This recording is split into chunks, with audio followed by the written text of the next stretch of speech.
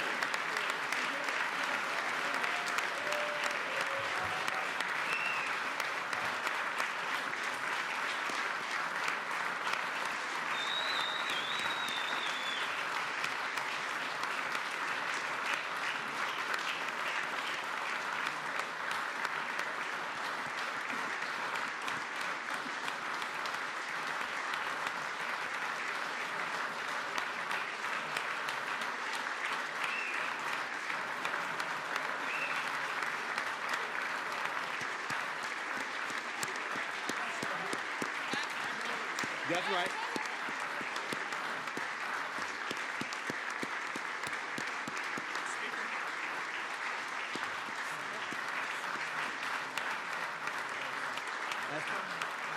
Go out with a praying for you guys.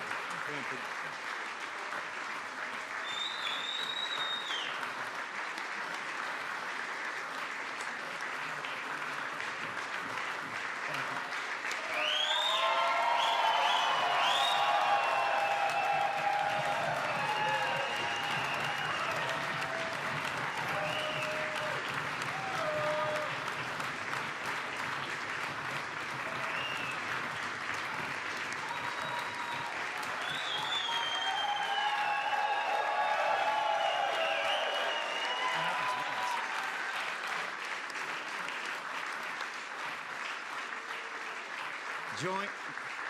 Joint assembly and guests, please be seated.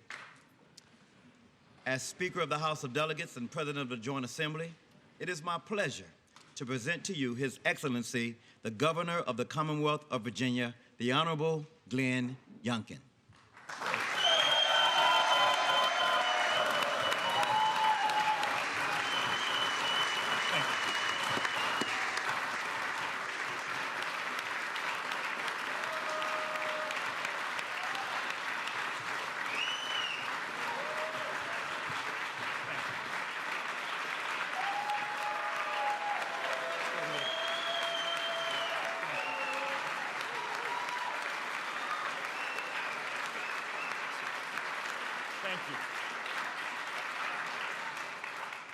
Thank you all very much.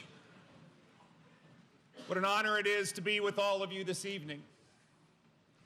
Mr. Speaker, Lieutenant Governor Earl Sears, Madam President, Attorney General Miyares, members of the General Assembly, Chief Justice of the Supreme Court Powell, and congratulations, Justices of the Virginia Supreme Court and judges of the State Corporation Commission, our clerks, members of my cabinet, and my fellow Virginians, it's an honor to join you once again in Mr. Jefferson's Capitol for my report on the state of our beloved Commonwealth.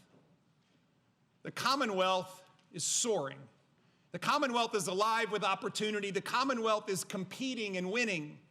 The Commonwealth is stronger today than she has ever been.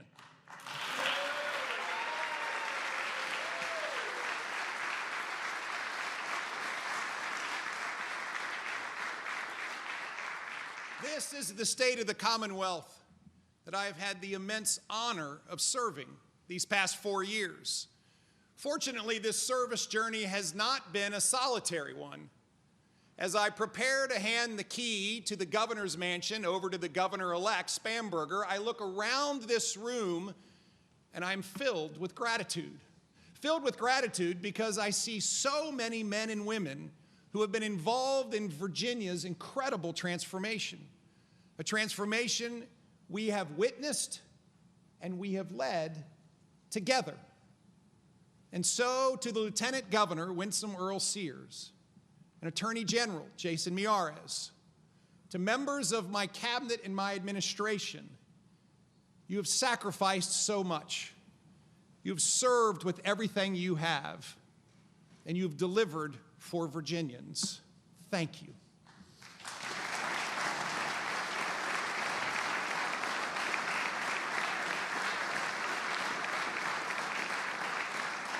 To our General Assembly partners, most times I've agreed with many of you. Sometimes I've disagreed with some of you. Frequently, you have been in my prayers. And always, always, I have considered you to be devoted public servants. Thank you for your partnership. The absolute best part of this season of service has been traveling every step of the way with the love of my life. She has brought grace and joy to the lives of so many Virginians. Thank you to our most extraordinary First Lady, Suzanne Youngkin.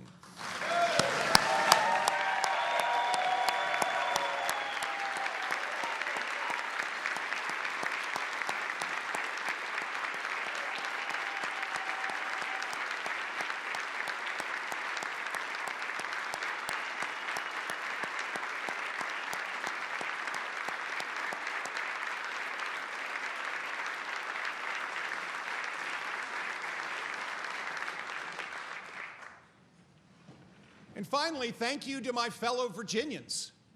To say thank you comes nowhere close to conveying the proud and profound sense of gratitude that I feel. Gratitude that this homegrown Virginian, who was hired and given the chance to go to work for now more than 8.8 million Virginians. Now, I do feel like I've met almost all 8.8 million of you. From Loudoun County to Danville, from the Eastern Shore to Lee County, and everywhere in between. I've met incredible Virginians, like the small business owner who courageously started his first shop and then expanded to 2 and then to 3. Virginians like our teachers who are exciting our students about learning and helping them discover their passion in life. Like the nurse who is empowering a fellow Virginian to leave behind a life of addiction and start leading a life of hope. Like the farmer who, rain or shine, makes sure the animals get fed and the fields get plowed. Like the shipbuilders who arrive at the dock when it is dark each morning and who are building the most powerful navy in the world.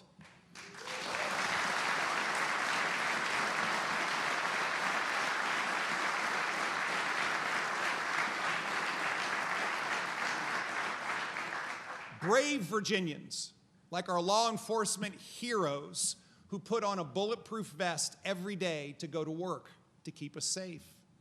Our amazing men and women who wear the cloth and serve our country, from the 150,000 active duty service members to the reservist to the great Virginia National Guard who has served Virginia since 1607.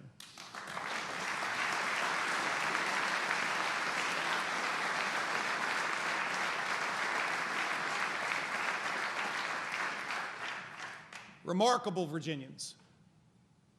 Remarkable Virginians like the families of the fallen. No moments over these last 4 years have impacted me more than standing with families as we hear the end of watch and say goodbye to these quiet heroes. And to our newest Virginians, who didn't grow up here but found opportunity here and now call Virginia home, all of you have deep, deep, deep impacts on our great Commonwealth, and therefore I say thank you. It is you who have been the driving force for all we've accomplished over these past 4 years. Thank you for believing that we could change the trajectory of a Commonwealth that was stalled and make her soar. Thank you for showing that we can strengthen the spirit of Virginia together. 4 years ago, Virginia was in a very different place. I was humbled recently when someone described what has taken place over these past 4 years as the Great Virginia Renaissance. A renaissance that reflected the real and widespread challenges that we faced. Our schools were 46th in the nation to reopen. Parents were being sidelined, and students were falling behind. Virginia had the largest learning loss in the nation in 4th grade learning, reading, and math. 25,000 small businesses had closed their doors in 2021. Job recovery lagged behind nearly every other state. Violent crime had surged with a 20-year high in murder rate. And for 9 straight years, more people moved away than moved to Virginia from the other 49 states.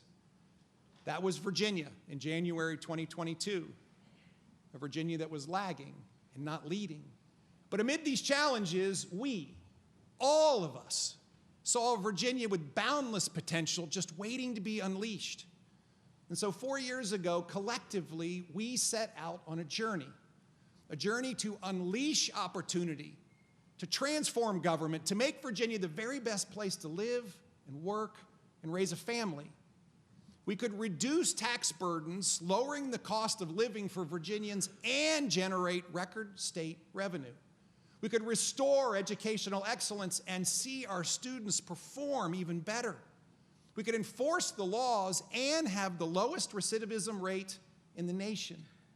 We could overhaul our behavioral health system and transform foster care so our kids are safe and families are strong.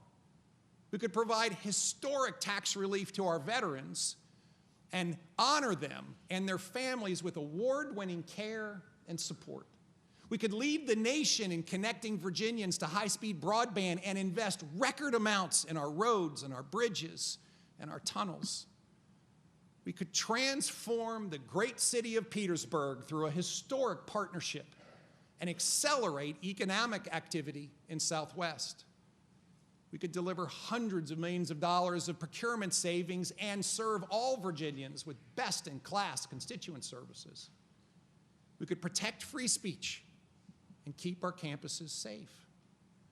We said we would measure outcomes not in terms of activity, but by actual results.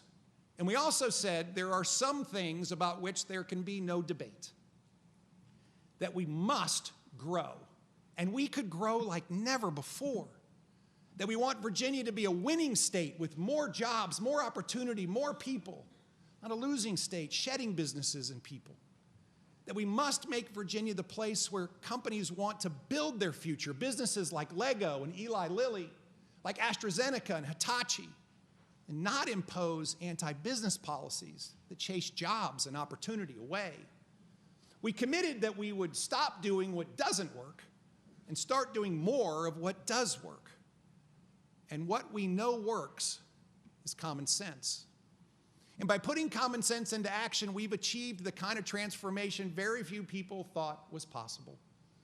This transformation started with business investment and jobs and declaring on day one that Virginia is open for business.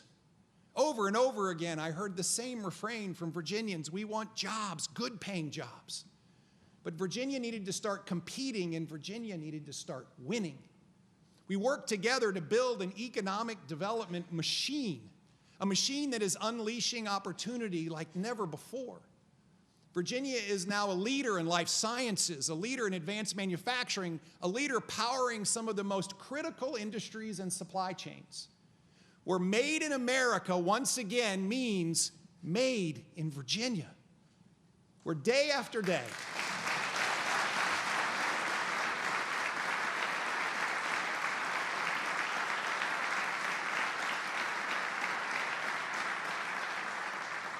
where day after day, Virginians from all walks of life are hearing those magical 3 words, "You are hired." On day 1, we went to work to build that dynamic economy. We streamlined regulations by 35%, saving Virginians $1.4 billion every year by cutting the cost of bureaucracy, including by reducing the average cost to build a home by $24,000. We invested a record amount in business-ready sites and drove Virginia government to move at the speed of business. We transformed workforce development, consolidating vast numbers of disparate programs into one new agency, Virginia Works, and created the nation's leading customized talent development program, the Virginia Talent Accelerator. We restructured the Virginia Economic Development Partnership, and most importantly, we competed. We competed to win, and win we have. We've won record business investment, over $157 billion, more than the last 6 administrations combined.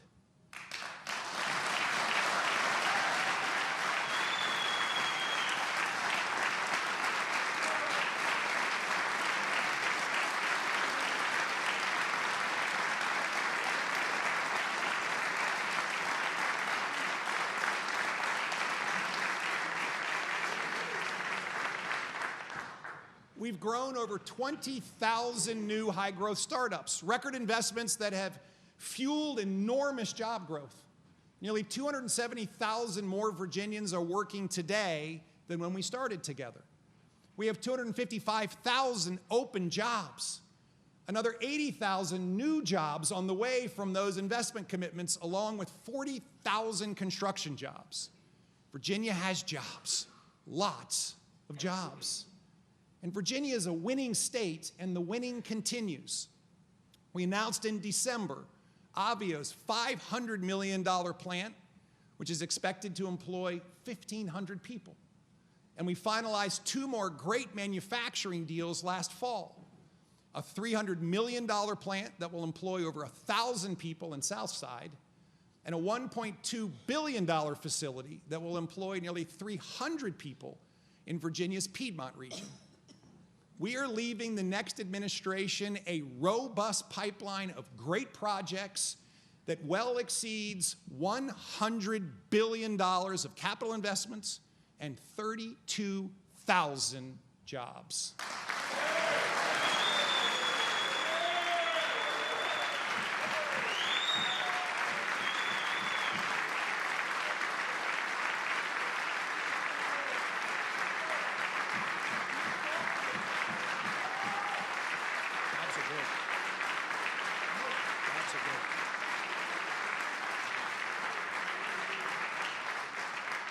Virginia has been on a tear because we have protected right to work.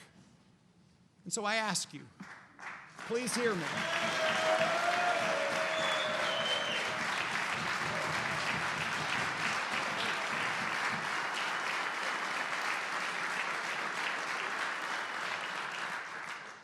Please hear me.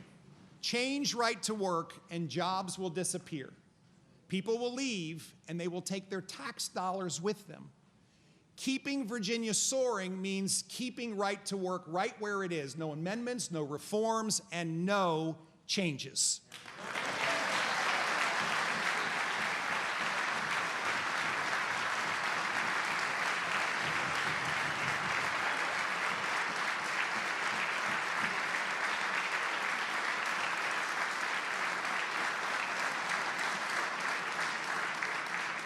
Keeping Virginia on a winning streak also means continuing to work and cooperate with our federal partners and the Trump administration. Constructively working with the administration works for Virginians. When a governor picks up the phone and calls a cabinet secretary to work through issues, it's good for Virginia. Issues like turning on $2.5 billion of paused grants, attracting the Department of Housing and Urban Development headquarters with more than 2,700 jobs to Virginia, recruiting Fortune 50 businesses with billions of investment and thousands of jobs, and delivering hurricane relief faster than any other state. That is what is best for Virginia. The record jobs and investments we've attracted have driven record revenues. $10 billion in surplus revenue, 8% compounded revenue growth for 4 straight years, 60% faster than the previous decade.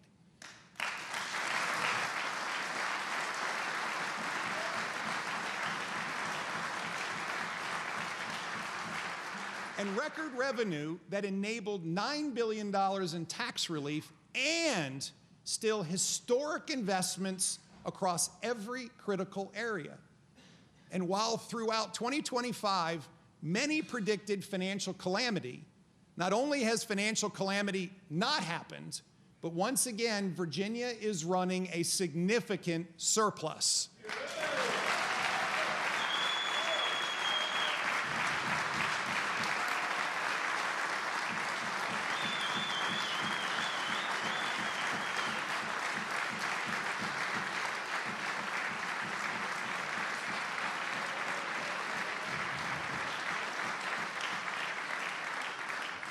Yesterday, we announced December revenue results, a 20% increase over last December, and year-to-date growth of $1.2 billion after just 6 months.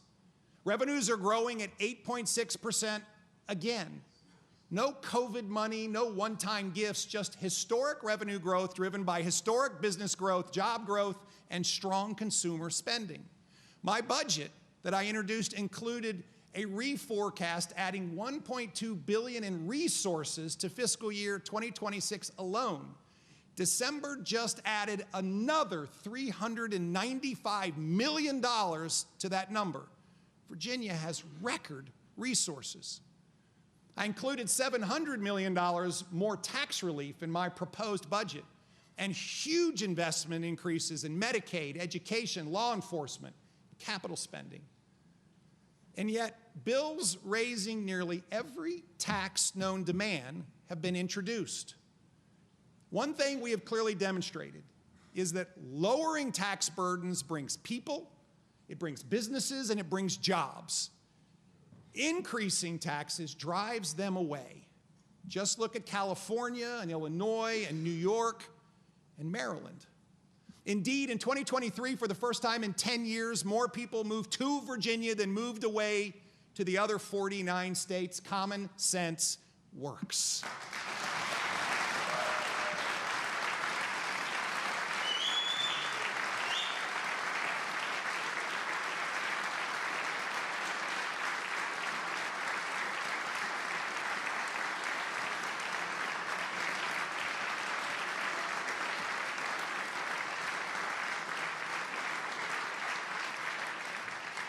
A significant part of that investment went to education, a record amount reflecting a $7 billion increase, 50% more since the pandemic. Empowering Virginians to seize unlimited opportunity all starts in the classroom.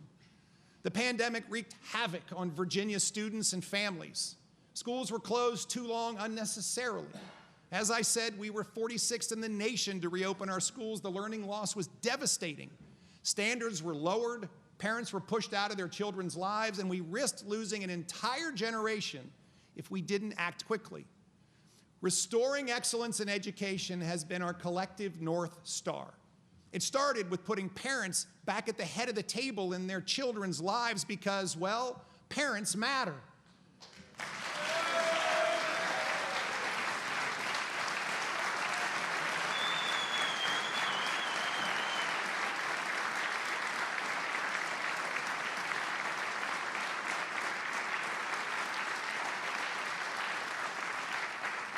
We, all of us, passed historic bipartisan legislation that allowed parents to choose if their child wore a mask and to allow parents to remove sexually explicit materials from their child's curriculum.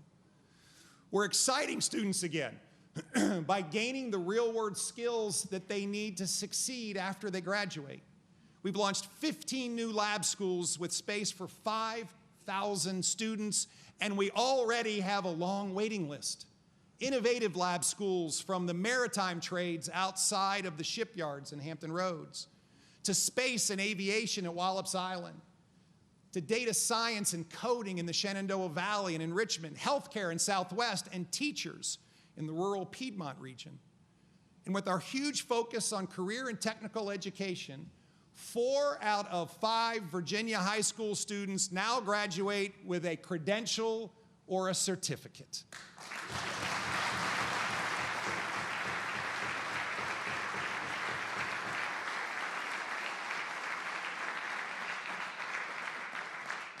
Great education outcomes require a great teacher, and we've supported teachers.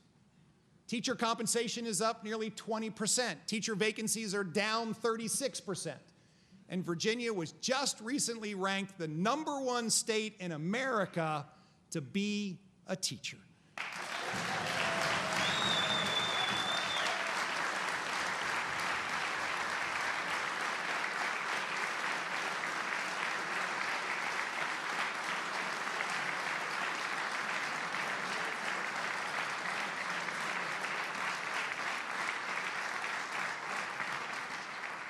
We also embrace transparency and accountability and raise standards to drive better student outcomes.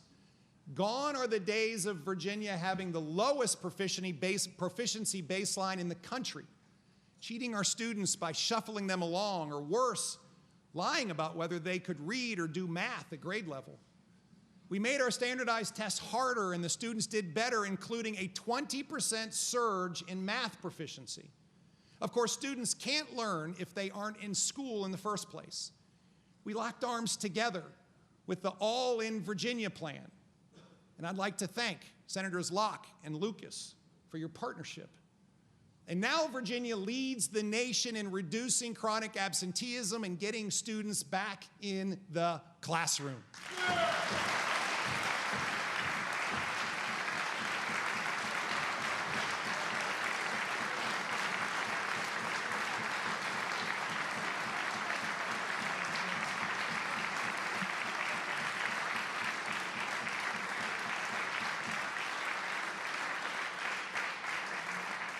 Intensive tutoring works.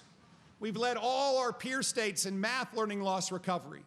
And the nationally leading Virginia Literacy Act is transforming the way students learn to read. But in addition to learning loss, we know that behavioral health distress among teens has been surging since even before the pandemic. Increased social media use and endless screen time are one of the main culprits. These devices and apps are profiting off our kids and stealing their childhood. But we collectively acted. We collectively acted to reclaim childhood and create a healthier and happier Virginia. Bell-to-bell cell phone-free education is now the law of the land across the Commonwealth of Virginia.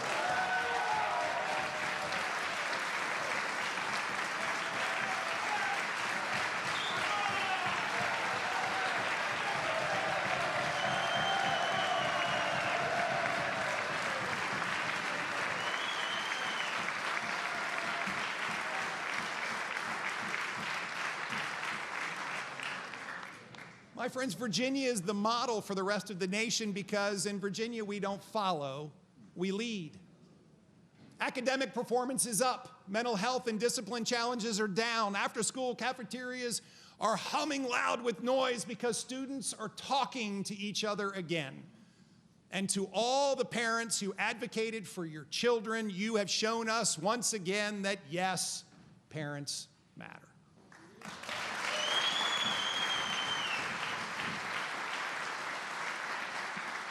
To make Virginia the very best place to live and work and raise a family, Virginia has to be safe. From day one of my administration, we have backed the Blues, supporting, encouraging, and celebrating these heroic men and women. We have collectively provided record funding.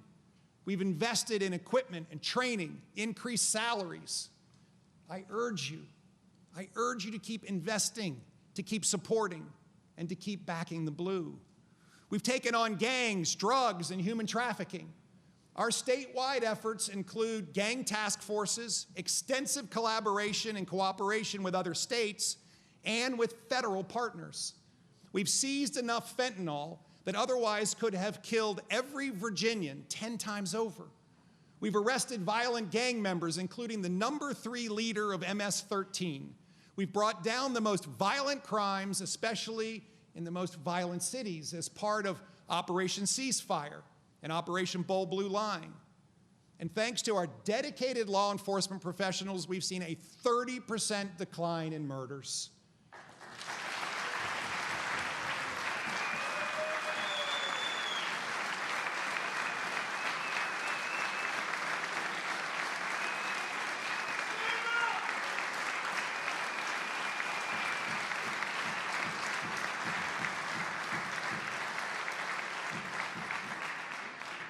On Monday, I had the honor of visiting the Virginia State Police's 144th class as they get ready to complete their basic session training.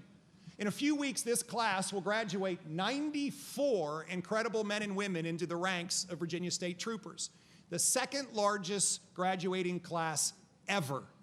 Virginians are once again proud.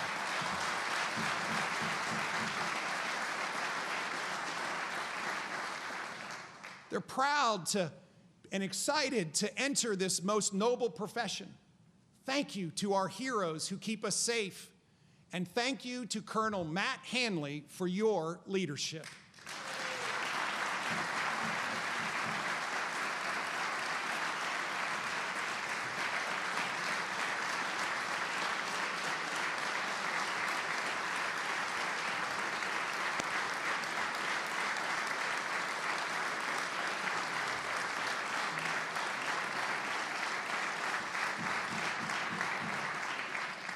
We've tackled the scourge of drug addiction head on. Our fight against fentanyl has been extraordinary. When we started this journey, fentanyl was claiming the lives of more than 5 Virginians a day. Suzanne and I have met, we have prayed, and we have cried with families who have buried a child, buried a spouse, a sister, a brother, a parent because of this evil. And so we came together and launched a comprehensive fight against fentanyl, a fight where we've taken it to the front line by enhancing penalties and creating tougher new laws. Now drug dealers are on notice. If you push this poison and kill someone in the process, you will be held accountable and you will be charged with felony manslaughter.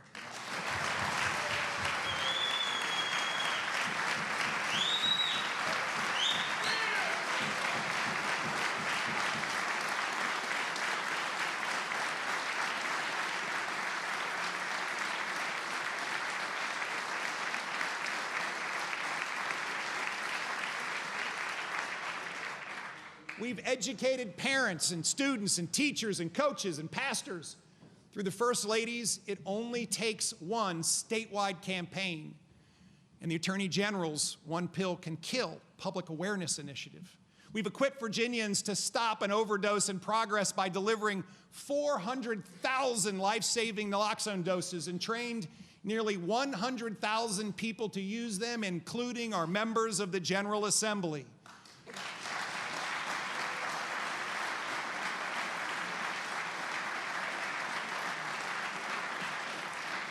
We locked arms with community partners, including our It's Only Take One college ambassadors and heroic fentanyl family ambassadors whose courage inspires us all every single day.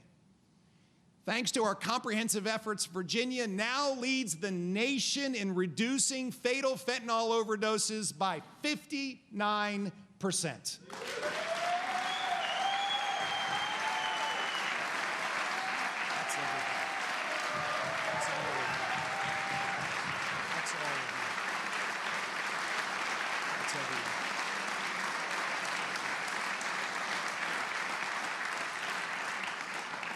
Our fight isn't over, but once where there was heartbreak, now there is hope. Empowering Virginians to lead the lives that God intended has been the driving force behind our complete overhaul of our behavioral health system. Virginians in crisis needed help and could not get it. So 4 years ago, we started a journey to transform behavioral health, to expand capacity across the state, to deliver faster, more effective response, to get law enforcement out of the emergency room and back on the street, to expand the workforce. Today, we've increased our care capacity in beds and chairs by 241%. We've improved our responsiveness with 988 crisis calls by 456% to over 30,000 calls per month. We've deployed nearly 3 times as many mobile crisis teams across the Commonwealth, achieving a statewide average response time of just 42 minutes. And we've substantially grown the workforce, adding over 30,000 new healthcare workers.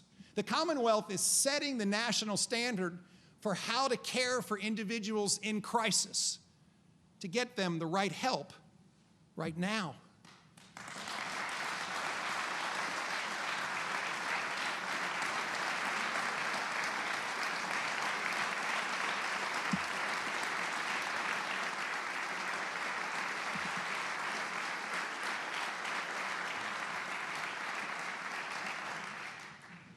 When Virginians need help, Virginians show up.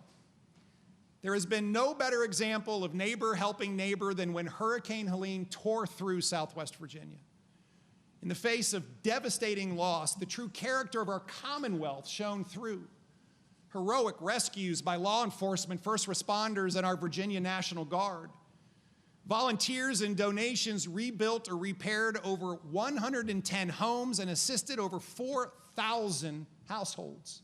Collaboration with state, local, and federal resources has led to rebuilding Route 58 faster, delivering farm recovery grants before any other state, accelerating the restructuring of the Creeper Trail at lightning pace so this huge economic contributor can be reopened by November of this year.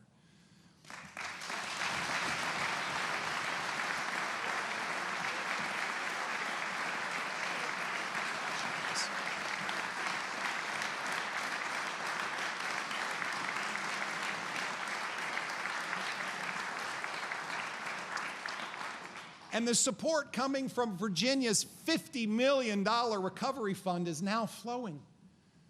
I visited Southwest Virginia 30 times in the 15 months following Helene. And I can tell you that today, Southwest Virginia has their collective foot on the accelerator. They're not turning back, and all of us should make sure they soar with the rest of the Commonwealth.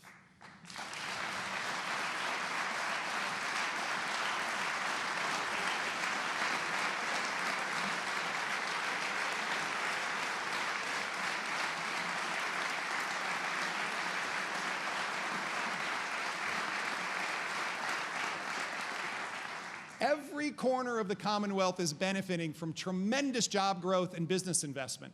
And because business is booming and our population is growing, it means our energy and power needs are rising as well. For too long, Virginia's policies and the utilities planned for a stagnant Virginia. Well, we are not stagnant. We are growing. And we must execute a plan where power is reliable, affordable, and made in Virginia. Meeting this growing power need means continuing to support an all-of-the-above power plan.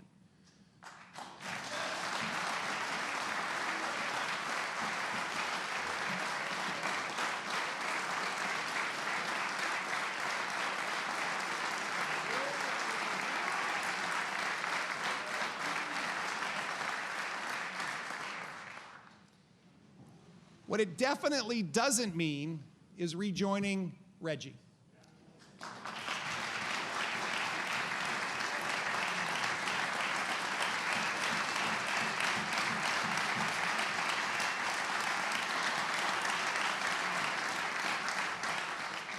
And I know we debate this, and I know some of us disagree, but it's a bad deal. It doesn't work. It's a regressive tax that drives up the cost of living for all Virginians. It also doesn't mean driving away data centers. The positive economic contribution from data centers is enormous. The industry will pay their fair share of power costs, even bringing their own power behind the meter. The national security imperative will drive huge investment and lots of jobs, and Virginia should win. Don't drive it away to the other states. What it does mean is that we must continue to build We must build gas power generation. We must build nuclear power. We need to double our generating capacity in the next 10 years. And renewables alone, which by themselves will drive up costs and risk brownouts, just can't get it done. Just look at Maryland, where electricity rates have nearly doubled and are 19% higher than the national average. I urge you to undo VASIA. It simply does not work for Virginians. The good news is that we can both meet our energy and power needs and be great stewards of God's natural resource blessings to Virginia.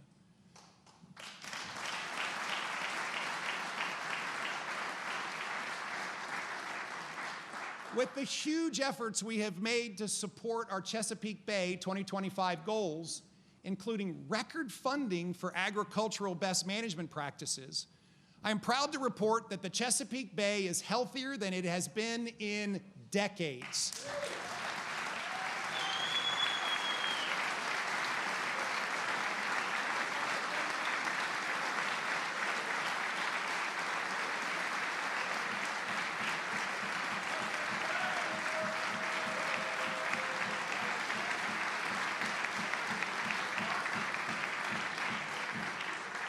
And Virginia led the way to set the new framework signed in December for the next phase of preserving our great Chesapeake Bay watershed. Virginia's transformation has been broad, from healthy rivers and streams to healthy moms and healthy babies. Through our Healthy Moms, Healthy Families, and Healthy Communities initiative, we have seen a 68% reduction in maternal mortality.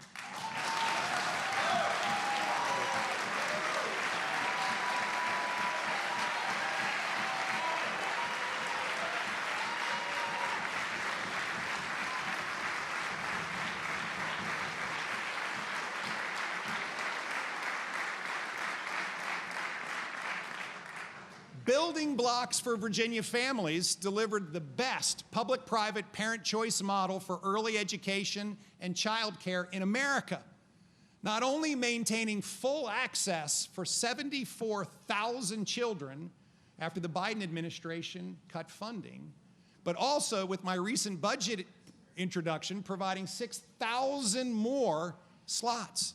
6,000 more slots in our quality model that is leading the nation. We've shown it is possible to make government work for Virginians. The Virginia Employment Commission has cleared all its backlog of more than 700,000 work items coming out of COVID, and we've cleared 1.7 million in total.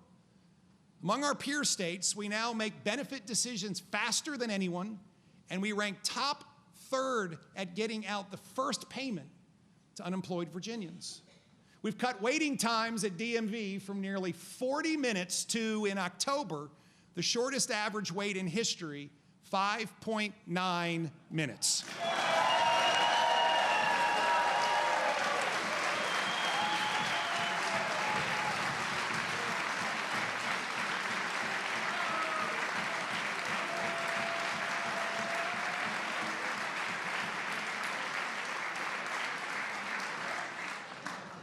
My friends, we've shown that with clear purpose and common sense, it is indeed possible to make government work for Virginians. It's possible to take a Commonwealth that was stalled and make her soar like never before.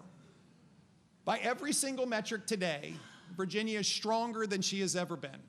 Stronger financially, stronger educationally, stronger environmentally, stronger in terms of public safety, stronger in terms of behavioral health, with better infrastructure, and with more opportunity than ever before. We have strengthened the spirit of Virginia together, a spirit of courage and fortitude, of compassion and love, of resiliency in the face of challenge and always rising to meet the new ones. And this same spirit was beating in the hearts of our forebears 250 years ago. Throughout this year, all of America will take part in our semi-quincentennial celebrations. But no state has as much to celebrate as we do here in Virginia.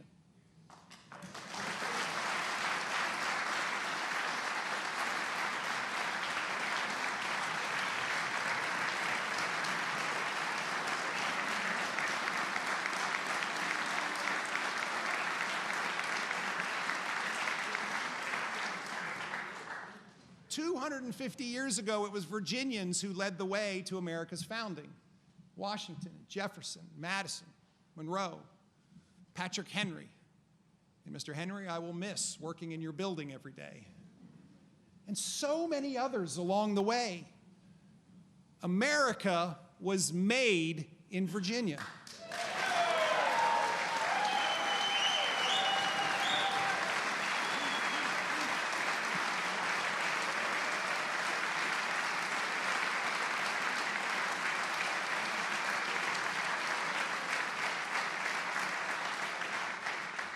This new nation conceived in liberty was born and then built on those foundational values that have sustained us for 2.5 centuries, even when we did not live up to them. The revolutionary belief that government is of the people, that government exists to serve the people, not for people to serve the government.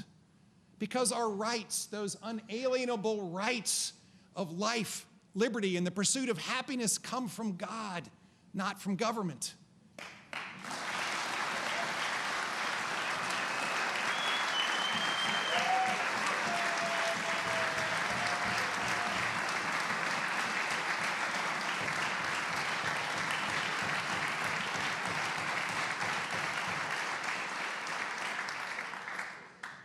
The foundational pillars and values that must always define America were born right here in Virginia. Pillars and values that have made America a beacon of hope to the world for 250 years. And those values and that beacon must continue to guide Virginia's future as well. 250 years ago, Virginia led. And I will humbly submit that over these past 4 years, Virginia has led in so many ways that may have stunned others, but should surprise none of us. And so as we prepare to write the next 250-year chapter of our nation's history, Virginia should and Virginia must continue to lead. It has been the honor of a lifetime for Suzanne and me to serve in this season alongside all of you. So from the bottom of our incredibly grateful hearts, thank you, Virginia. May God bless all of you. May He bless the great Commonwealth of Virginia. And may He always bless the United States of America. Thank you.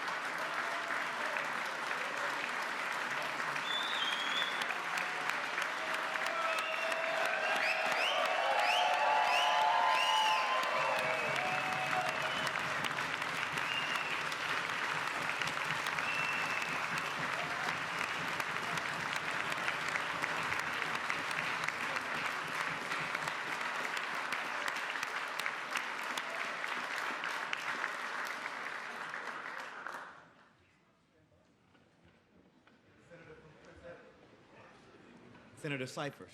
You're watching special coverage from the Virginia State Capitol. I'm Billy Shields with VPM News. We just heard Governor Glenn Youngkin's final State of the Commonwealth address and a recap of his administration's achievements. Next, we'll hear from Senator Louise Lucas of Portsmouth, President pro tempore of the Senate, along with Delegate Dan Helmer of Fairfax County, giving the Democratic response to Youngkin's speech. Hello, Virginia. My name is Louise Lucas, representing the 18th Senatorial District. I serve as President pro tem of the Senate of Virginia and Chair of the Senate Finance and Appropriations Committee.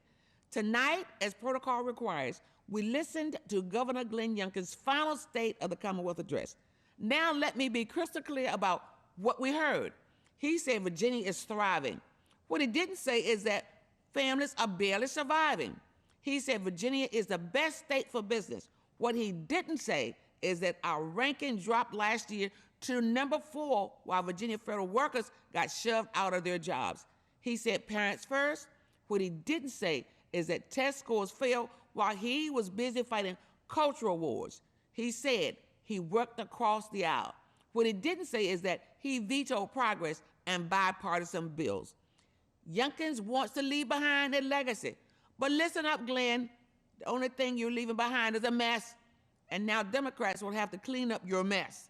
We cannot spin failure into success, and we're not going to applaud for 4 years of chaos just because you're packing up your office.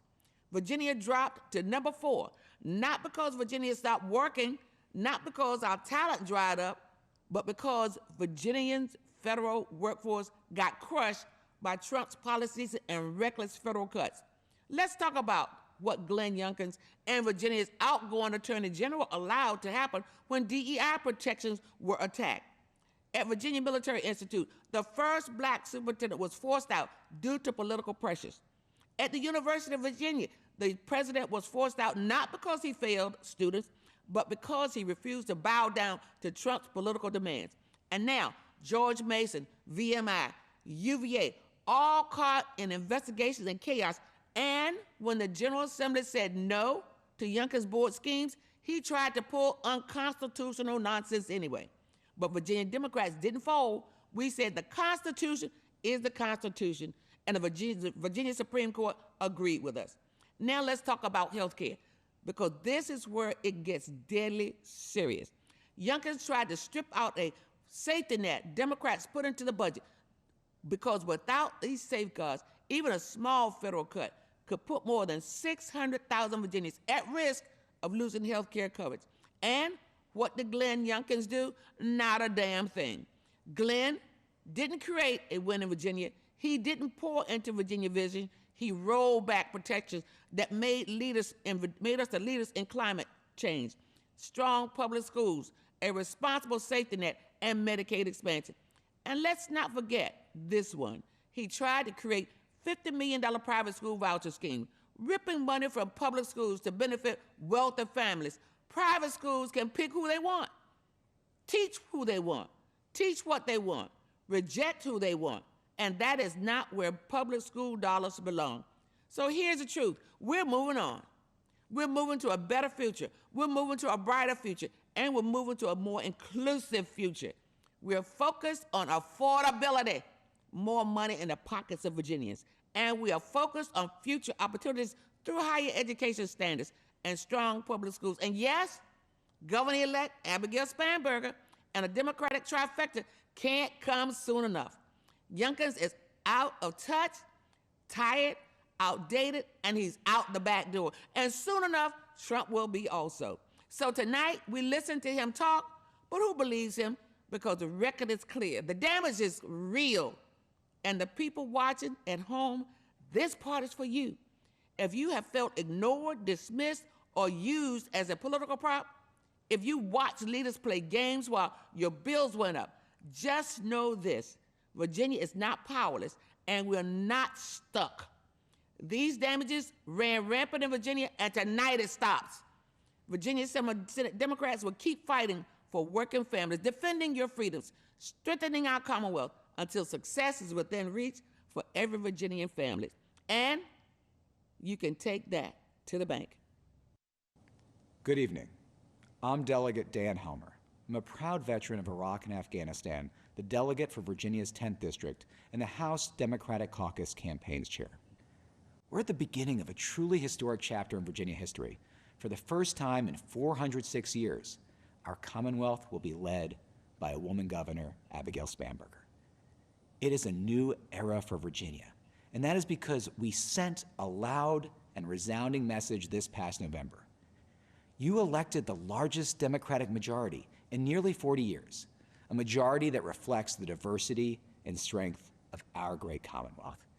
You rejected the politics of chaos and division, and we elected strong, steady, and empathetic leadership.